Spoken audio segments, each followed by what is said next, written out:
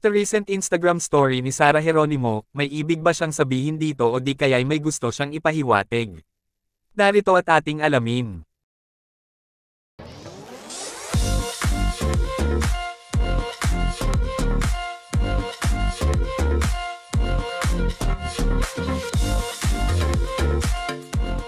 Noong Sabado, September 16, ay ang 10th anniversary celebration ng celebrity powerhouse couple na sina Matteo Guidicelli at ng nag-iisang pop star royalty, na si Sarah Geronimo. Sa araw nga na iyon, ay ibinahagi ni Matteo Guidicelli sa social media ang naging munting celebration nila. Ngunit, ang pumukol sa atensyon ng mga netizens ay ang naging Instagram story ng pop star royalty, kung saan nag-share siya ng isang video patungkol sa pag-ibig. Narito at panoorin at pakinggan ang mensahe ng video. They say that sometimes love starts with a spark. And that might be true. But if I were to wish you a love, I wouldn't wish fire for you. You see, fire is powerful. It burns bright, then it's gone. It's beautiful and warm, but it doesn't last long. So instead of wishing you a love that burns, I wish you love like a river that twists and turns.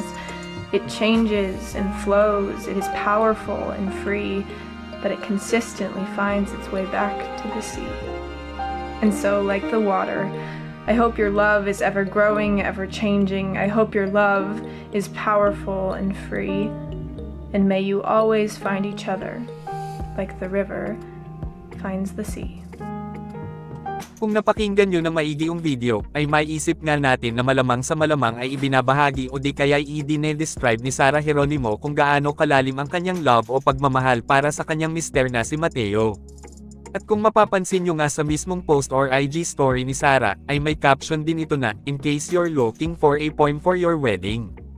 Na talagang mapapaisip rin ng mga netizens, na ito ba ay isang sign na naghahanda o nagre-ready sila Matteo Guidicelli at Sarah Geronimo Guidicelli para sa kanilang second wedding. Dahil kung maalala nyo, sa naging online interview noon ni Tony Gonzaga kay Matteo Guidicelli, ay ibinahagi nga ni Matteo na mayroon talaga silang plano ni Sarah Geronimo para sa kanilang second wedding. Ngunit, hindi nga ito natuloy dahil sa pandemic. Ayon nga sa sinabi ni Matteo Guidicelli na, "A week before the lockdown, February 20, 2020, we got married. A very small wedding. A week after, it was supposed to be our wedding with our friends. But lockdown happened. Everything was planned, Tony." Kayo, anong masasabi nyo tungkol sa naging Instagram story ni Sarah Geronimo?